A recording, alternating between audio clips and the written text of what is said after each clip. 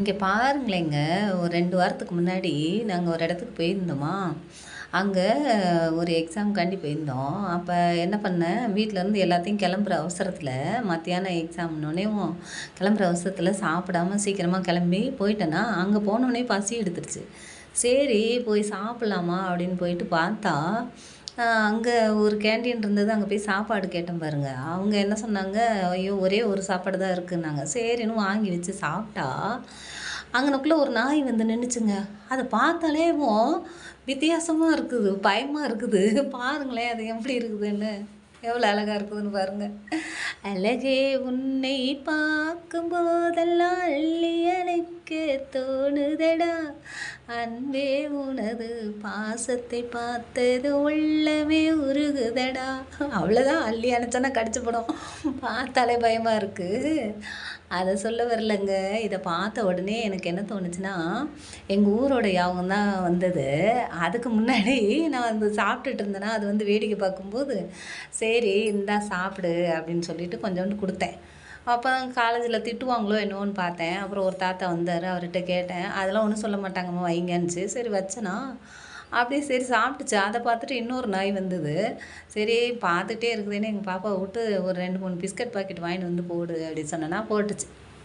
அத சாப்பிட்டுட்டு அந்த நாயி, அன்னைக்கு கிடைச்சிருச்சாம். சனி, ஞாயிறு இல்லையா? அப்ப மித்த நாள்லாம் காலேஜ் பசங்க போடுவாங்க போலுக்கு. அது லீவ் இல்ல, கிடைக்காது போலுக்கு. அதுக்கு இன்னொரு நாய் வந்து எடுத்துட்டு போயிருச்சுங்க.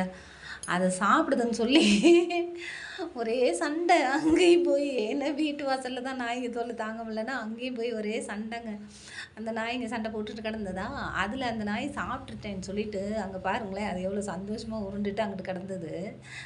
அது இத பார்த்த உடனே எனக்கு ஒண்ணு ஞாபகம் வந்ததுங்க. எங்க ஊர்ல எங்க பாட்டி வீட்ல இருக்கும்போது என்ன பண்ணோம்னா, எங்க பாட்டி வீட்ல நாய் வளர்ப்பாங்க. ஏன்னா மாடு, ஆடு எல்லாம் இருக்கிறதுனால பாதுகாப்பா இருக்கணும். யாராவது திருடிட்டு போயிருவாங்கன்னு சொல்லிட்டு நாய் வளர்ப்பாங்க. அதில ஒரு 2 நாய் வளர்த்தாங்க. அதுக்கடுத்து எங்க மாமா என்ன பண்ணாங்க, ஒரு போலீஸு ஒருத்தரு, அவரோட ஃப்ரெண்டு. அவர் என்ன பண்ணிட்டாரு, அவர் வீட்ல இருக்கிற நாய எடுத்துட்டு வந்து குடுத்துட்டாரு. இந்த ராஜபாளையத்து நாய்ன்னு சொல்லுவாங்கல்ல, அது மாரி அது பெருசா இருக்குங்க. குடுத்துட்டாரு. அவரு எடுத்துட்டு வந்து வச்சோனேவும், இந்த மொசல்லாம் பிடிப்பாங்கல்ல, அதுக்காண்டி எங்க மாமா வச்சிருந்தாங்க. அத மட்டும் கட்டி போட்டு வச்சிருப்பாங்க. மித்த 2 நாயும் சும்மா தான் சுத்திட்டு இருக்கும். இத மட்டும் கட்டி போட்டு வச்சிருப்பாங்க. அது பேர் வந்து பைரவர். அதுக்கு. ஆனா பார்த்தா பயமா இருக்கும். கட்டி போட்டுருப்பாங்க. யாருமே கிட்டத்துல போமாட்டோம். எங்க மாமா தான் குளிக்க ஊத்துவாரு, கழுவுவாரு. அந்த மலைக்கு முயல் பிடிக்க போகும்போது அத கழட்டிட்டு போவாங்க. மறுபடியும் வந்து கட்டி போட்டுருவாங்க. தூரத்துல இருந்து தான் சாப்பாடு போடுவோம். அப்புறம் மாமா ஒரு 5 நாளைக்கு ஒரு வாட்டி போய் ஏரியில போய் குளிச்சு கூட்டிட்டு வருவாரு. அப்படிதாங்க இருந்தது. எங்க பக்கத்து தெருவுல இன்னொருத்தவங்க இவங்க நாய் வளர்த்தாங்களா, அவங்க வந்து பன்னி வளர்த்தாங்க. அவங்க இவங்க வந்து பைரவர்ன்னு பேர் வச்சிருக்காங்க. அவங்க வந்து கோயிலுக்காண்டி நேர்த்திக்கடன் போட்டு வளர்ப்பாங்கல்ல, அது வச்சிருந்தாங்க. அது பேரு சோடலை அப்படின்னு சொல்லிட்டு வச்சிருந்தாங்க. என்ன பண்ணுச்சு, எங்க வீட்ல சோளம் இறக்கி வச்சிருந்தாங்க பாருங்க. ஊர்லேருந்து காட்டுல விளைஞ்ச சோளத்த எடுத்து வந்து காய போடுவாங்கல்ல, அதுக்காண்டி எடுத்து குமிச்சு வச்சிருந்தாங்க. இந்த பன்னி என்ன பண்ணுச்சு, நாயும் கட்டி போட்டுருக்கோம். அந்த 2 நாயும் ஒண்ணும் செய்யாது. அது காட்டுக்கு போகும். திரும்பி போய் ஆளுங்க வரும்போது கூட வரும். அவ்வளோதான். இது மட்டும் தான் வீட்லயே கட்டி போட்டு வச்சிருப்பாங்க. பயங்கரமா இருக்கும் பார்க்க. நாங்கலாம் கிட்டயே போமாட்டோம் அதுகிட்ட. எங்க மாமா தான் சோறு வைக்கணும். அதுதான் அவர் தான் கழுவுவாரு, எல்லாமே செய்வாரா. உடனே சரி அப்படின்னு சொல்லிட்டு இருந்தா, அந்த பன்னி வந்து என்ன பண்ணியிருக்கு, சோளம் சாப்பிட வந்திருக்குது. உடனே அதுக்கு என்ன தெரியும் பாவம்.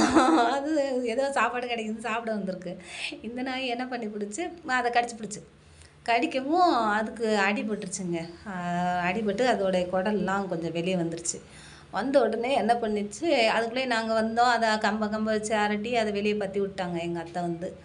அவனேவும் போயிருச்சு. அவனே அந்த பன்னி வச்சிருப்பாங்கல்ல, அவங்க வீட்லருந்து சண்டைக்கு வந்துட்டாங்கங்க. நாங்க கோயிலுக்கு விட்ட பன்னி எப்படி உங்க நாய் கடிக்க போச்சுன்னு பக்கத்து தெருவுலருந்து சண்டைக்கு வந்துட்டாங்க. இங்க நாங்க சொல்றோம் கட்டி தானே போட்டுருக்கோம். நான் சின்ன பிள்ளை அப்போ. எங்க அத்தை, எங்க ஆச்சி எங்க எல்லாம் சொல்றாங்க.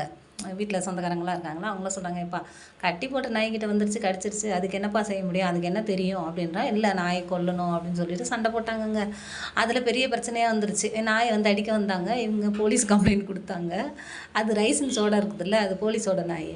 உடனே என்ன பண்ணிட்டாங்க, அவங்க லைசென்ஸ் இருக்கிற நாய் எப்படி நீ அடிக்க போச்சுன்னு சொல்லி அந்த ஆள அரெஸ்ட் பண்ணி கூட்டிட்டு போனாங்க. அதில் பிரச்சனையாச்சு. இருந்தாலும் ஒரு 15 நாளோ என்னமோ ரிமாண்ட் பண்ணியோ என்னமோ செஞ்சு வச்சுருந்தாங்க. நான் எனக்கு ஒரு 6, 7 வயசு. அதில் அவ்வளோவா ஞாபகம் இல்லைன்னு வச்சுக்கோங்களேன். அந்த ஆள் வெளியே வந்துட்டான். 15 நாள் கழித்து வந்துட்டார்.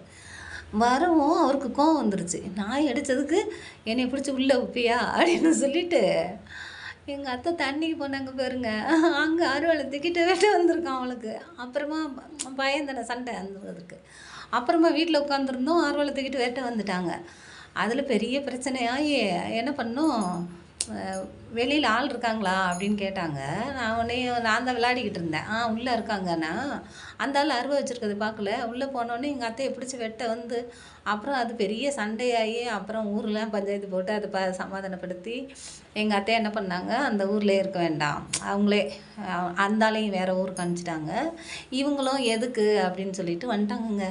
அதுலேருந்து எனக்கு அந்த நாய்களை பார்த்தாலே பிடிக்காதுன்னா என்ன, நமக்கு எதுக்கு பிரச்சனை அப்படின்னு சொல்லிட்டு விலகிக்கிருவோங்க எப்போவுமேவும். அதாலே எங்கள் மாமா எங்கள் அத்தை வந்து ஊரையே காலி பண்ணி வேறு ஊருக்கு போகிற அளவுக்கு வந்துருச்சு. சொந்தக்காரங்க வீடு தான் ஒன்று போயிட்டாங்க. அதுலேருந்து எனக்கு இந்த நாயெல்லாம் பார்த்தா சும்மா அதை அடிக்கவும் மாட்டேன், அதை கண்டுக்கவும் மாட்டாங்க. ஆனால் இங்கே வந்து ஒன்றையும் ஒரு இதை வச்சு வளர்த்துருந்தோம். அது எங்கள் மேலே உயிரே வச்சுருந்ததுங்க. வலுக்கட்டாயமாக வீட்டுக்குள்ளே வந்தது உயிரே வச்சுருந்ததா. அது இந்த கொரோனா சமயத்தில் இறந்து போயிடுச்சு. உடனே அதுலேருந்து இனிமேல் எதுவுமே வளர்க்கக்கூடாது அப்படின்னு வச்சுருந்தேன் பாருங்க. இங்கே வரவும் எங்கள் வீட்டு பக்கத்தில் ஒரு குட்டி நாய் யாரை தூக்கின்னு வந்து போட்டாங்க. அதுக்கு சாப்பாடெல்லாம் போட்டுன்னு ஏற்கனவே வீடியோ போட்டிருக்கான் இல்லையா. அங்கே வீட்டில் இருந்தால் தான் எப்படி இருக்குன்னு சொல்லிட்டு ஒரு எக்ஸாமுக்கு போனால் அங்கே பார்த்தா இவ்வளோ நாய்ங்க. ஒரு பிஸ்கட் போட்டோன்னே எல்லாம் முதுன்னு வருது. அப்படியே அங்கிட்டு போகுதுங்க இங்கிட்டு போகுதுங்க அப்படியே ஓடியாருது. எங்கே போனாலும் சொல்லுவாங்கல்ல, உன்னை பிடிச்சது எங்கே போனாலும் விடாதுன்னுவாங்க பாருங்க. அப்படி வந்தது. நான் அதுக்கு சொல்ல வரல.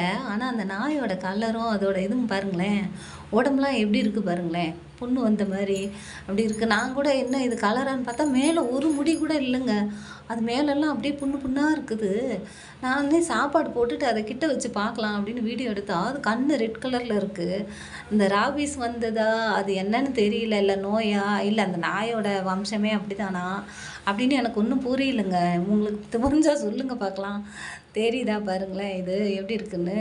கண்ணு ரெட் கலரில் இருக்குது. ஆனால் அது ஹெல்த்தியாக நல்லா தான் ஓடுது, நல்லா தான் வருது. எல்லா நாயும் போட்டு அடின்னு அடிக்குது.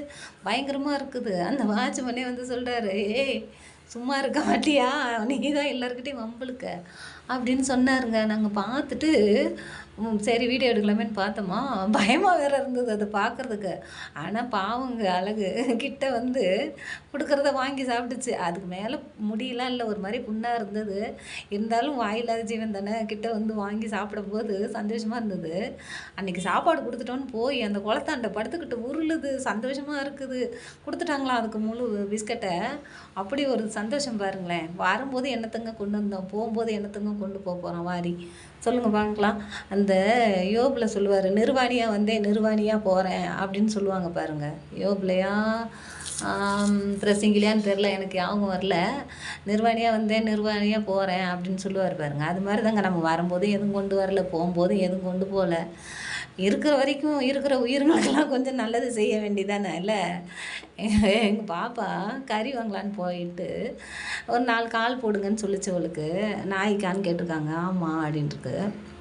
எதுக்குமா அதெல்லாம் வளர்த்துக்கிட்டு, அது செத்து போனாலும் வேதனை தான், ஓடி போனாலும் வேதனை தான் அப்படின்னு சொல்லிட்டு அந்த பொம்பளை சொல்லியிருக்கோம் அவளுக்குங்க. சொல்லி வச்ச வாய் பாப்பா வீட்டுக்கு வருது, அது ஆக்சிடெண்ட்டில் செத்து போச்சு அந்த குட்டி நாய்.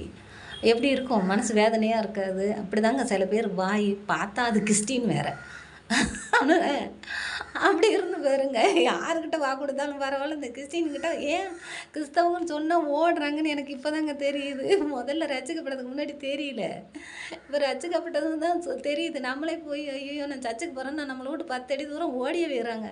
எதுக்குடா இப்படி போகிறாங்க அப்படின்னு பார்த்தா இந்த மாதிரி வாய்க்கு தாங்க நல்லது நினைக்கிறோன்று நினச்சிக்கிட்டு சாபத்தை மட்டும்தான் கொட்டி தீக்குறாங்கங்க. அதை சொல்ல வரல. சில பேர் வாய் எப்படி இருக்குது பாருங்களேன். அதான் சொல்ல வந்தேன். இந்த நாயை பார்த்துட்டு சொல்லுங்கள். பாய்.